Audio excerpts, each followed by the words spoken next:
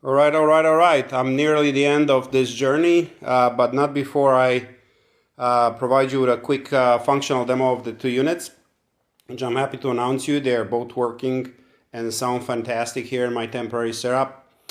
Please excuse my setup. I don't have proper speaker stands, and also my video may be a little shaky, so excuse the quality of the video. Please judge this for the content, not for the quality of the video. This isn't intended by any means to be a sound check or a sound performance test or anything like that. Obviously, don't have the right equipment for it. Instead, I will provide you with a high-level overview of the functionality of the two units and speak about the selector board and the newly redesigned selector function on the Yamaha B2. To accomplish this, I needed to have two sets of speakers to demo the relay AB toggle. On side A I have the Yamaha speakers, on side B I have the BW speakers. Also I have two sources so I could demo the input 1 and input 2 for the Yamaha amplifier.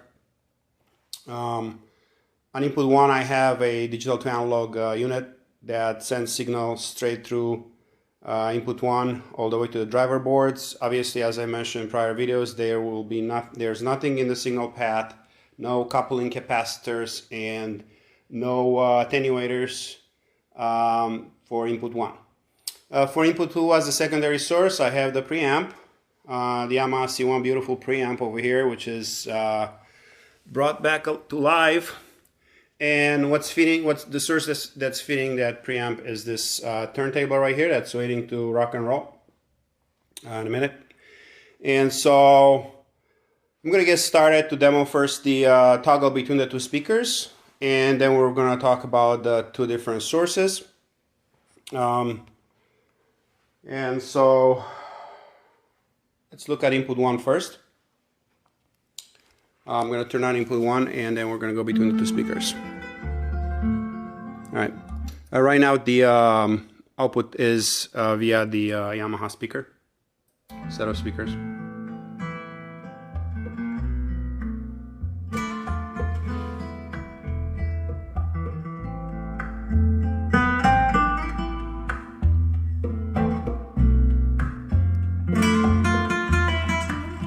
I'm going to be toggling back and forth between Yamaha and the BW. Now we have the BW playing.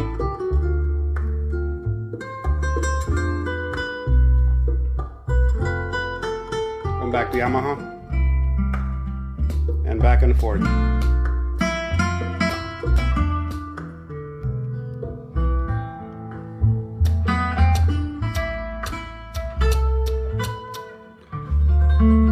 If you notice, I could essentially do this all day long. There's no scratching, no popping, no weird noises, nothing that would take out a tweeter or two, which was always an issue with the old selector board, which you would have to say a prayer or two before it would switch properly without making any noises. Again, this is only possible because we're doing this via sealed relays rather than open air contact. And so I expect this to run for many years to come. It doesn't skip a bit. I'm super thrilled of how this turned out. Let's go back.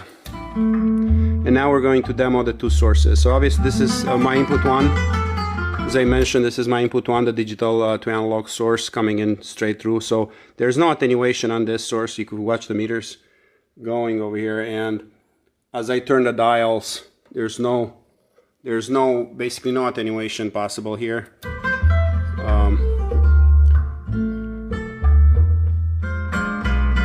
That's because no signal goes through them. But that's not the same case for input 2. So let's take a look at input 2. So let's let this run.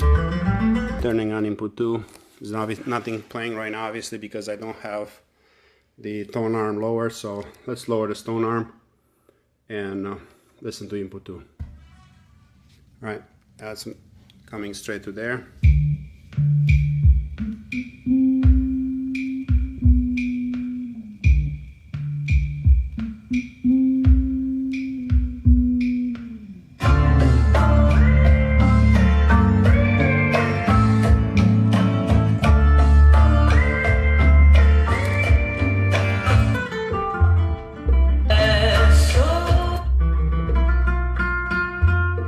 Viva Same thing here with the signal switching. It's signal input switching. This happens flawlessly every time. No crackling, no popping, no weird noises coming out. As I mentioned, input 2 could be attenuated at the amplifier level.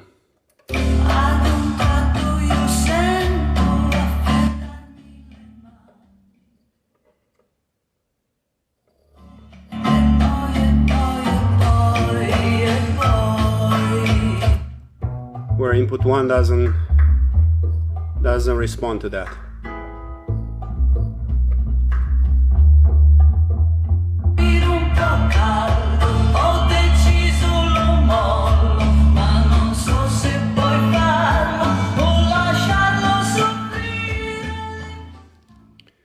Alright, obviously we could work this attenuator as well. There's no crackle, no popping. As I mentioned, this entire B2 has been fully restored. All contacts clean. The two boards repaired. If you remember, I repaired the connector that was going to the tone control circuit. This is fully functioning right now on both channels. You can see left and right. This had a bad right channel, and the phono section was repaired. I repaired left channel on the phono section, if you recall that. This is actually working right now as we speak. This is where that turntable signal is being handled. And so it works beautifully, left and right channel. You can see the meters as I toggle left and right. All right.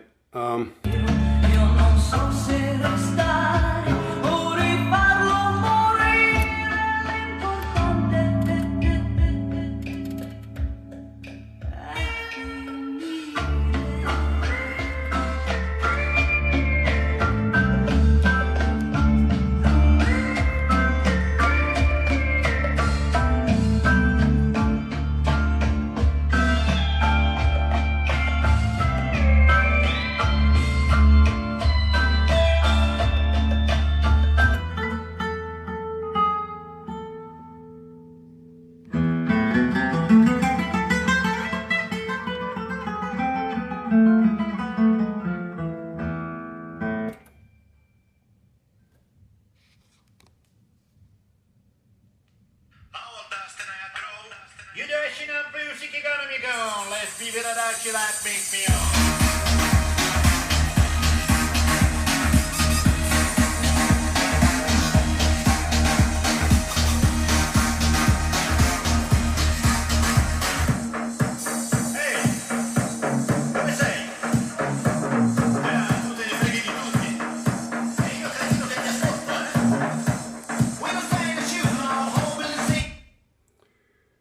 Alright, so that pretty much concludes this demo.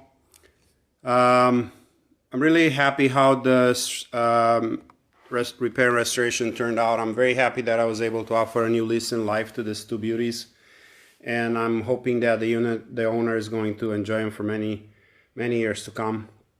I'm also very happy with the how the selector functions turned out. As I mentioned, I installed this in a couple of other units and they are just working perfectly.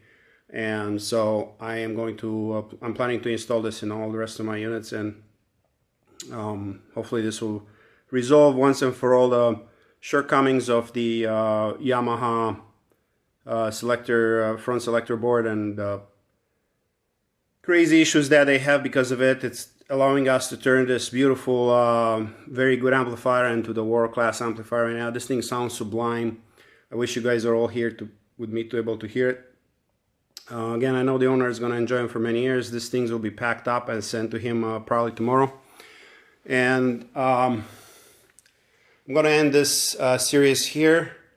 Please don't hesitate to leave me feedback if you have feedback, and I'm hoping to post some different new rebuilds sometime soon. Until then, bye bye.